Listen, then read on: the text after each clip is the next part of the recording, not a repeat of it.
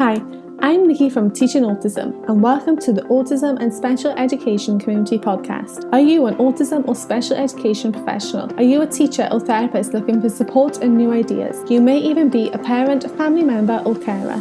This podcast is perfect to help you find out more information, support and get some of your questions answered. Hi and welcome back to the Teaching Autism and Special Education Community Podcast. Today's episode is a little bit like Marmite. I wasn't 100% sure whether to do it or not. I have been bombarded with questions about what to ask schools when they're reopening and how to decide whether to go back. And honestly, I feel like a broken record because I keep saying over and over that it's really a personal decision. It has to be. Everyone's situations are different. And don't forget, all of our schools, classrooms and students are different too. And that makes it really difficult for anyone to make a decision for you, except for you and your close family members. At the end of this episode, I am also going to be discussing some recommended bits to have ready for your return to school. Now, the questions I'm discussing today are not the absolute law to go by. These are questions that I have compiled with help of some fellow special educators that we think are the most important questions to be asking our schools when we go back. So brace yourself. There's a lot of questions today. Don't let yourself go overwhelmed. These are just ideas for things that will maybe make you think and help you make your decision. So number 1, if a teacher tests positive for coronavirus, what is the policy? So how long will they be off for? Will they be tested again before returning? What about any students or staff they were exposed to, particularly in their classroom? Will they all need to quarantine before returning? And most importantly, will they be paid sick pay to cover all of this? Number 2 is testing. So will the school be testing everyone before returning? Who pays for that? Who manages the results? And what form of testing is it going to be? Number 3, if someone in the household of a teacher or a student tests positive for coronavirus, what is that policy? Do they need to be tested, quarantined, and again, will this be paid? Number 4, what about substitute teachers? So will they be tested? And when they're being exposed to different environments and students on a much more regular basis, will that mean that they get tested more regularly? If so, who pays for this? And who's going to keep track of this and the results? And if they do test positive, what happens to everyone that they have recently been in contact with? Different students, staff, and schools. Number 5, if a student in your class tests positive for coronavirus, what is that policy? Does everyone else get tested? Who pays for and organises that? Does everyone need to be sent home and kept in quarantine until the results are back? Will families be made aware that their child may have been exposed? What is the policy surrounding the data of this? Will it be your child may have been in contact with another student who was tested positive? Or will it be more direct regarding the same classroom? Number 6. This is something that is really important to me. What about teachers' health and well-being? Teachers have already been through a lot during distance learning, trying to please everyone as well as look after themselves and everyone else. So what's going to be done to support teachers? Number 7, a touchy subject for sure, but an important one nonetheless. Death. If a student or a member of her staff has died from coronavirus, what happens? How will this affect students and staff members? How will they be told? Who will tell them? What will be done to help them cope with this? Number 8, if a member of staff has a vulnerable family member in their household, what are the policies? Do they still need to remain at home to minimise the risk, or will they be expected to go back into the classroom? Number 9, a very important one, cleaning. Who is going to be on top of ensuring that the classrooms and the school as a whole are kept clean and sterilised? Who is going to do it? How often? How will it be recorded? And when will the cleaning take place? And how long will it take? Who's going to provide cleaning equipment?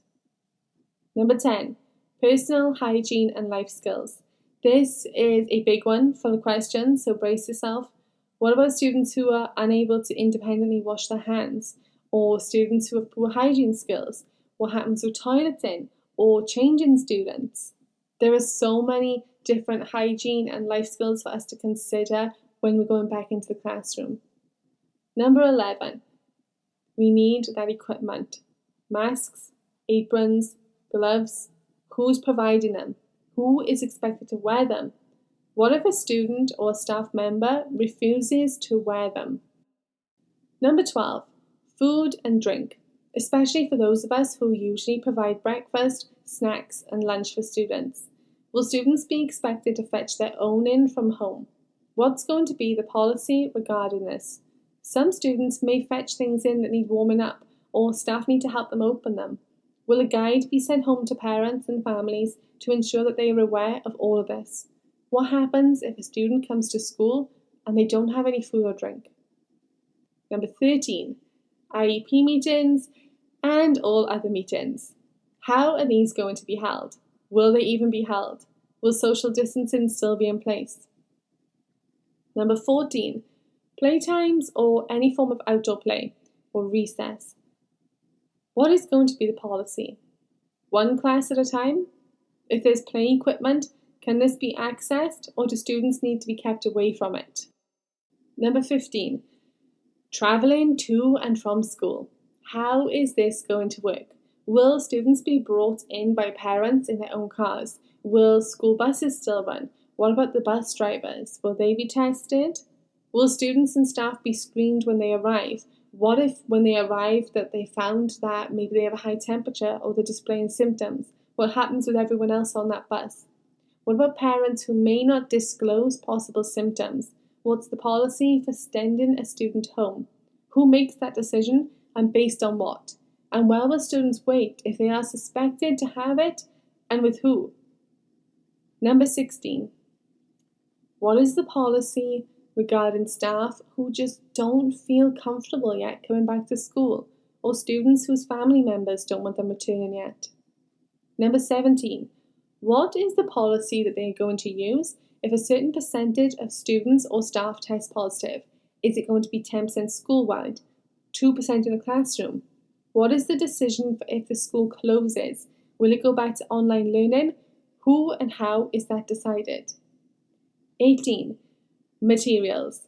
Will extra materials be provided to avoid students sharing the same materials, the same manipulatives, toys, books, and all other resources?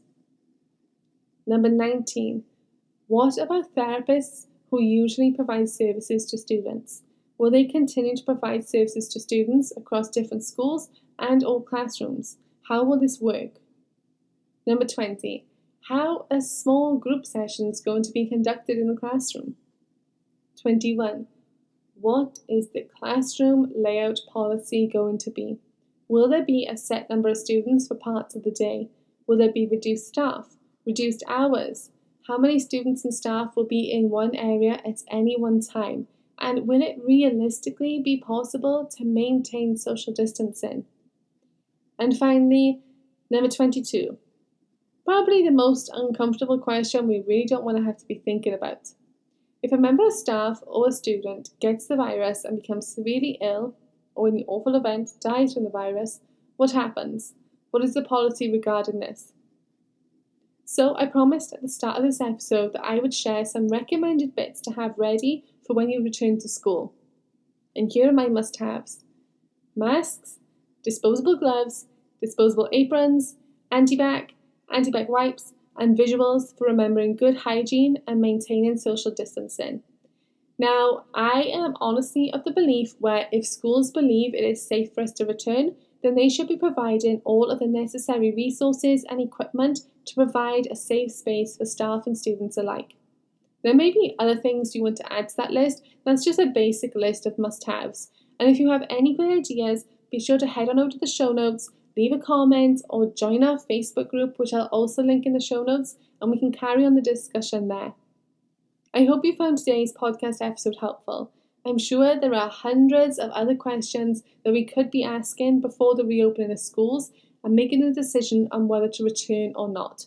But these are some of the ones that we feel are probably the most important to be asking regarding our students.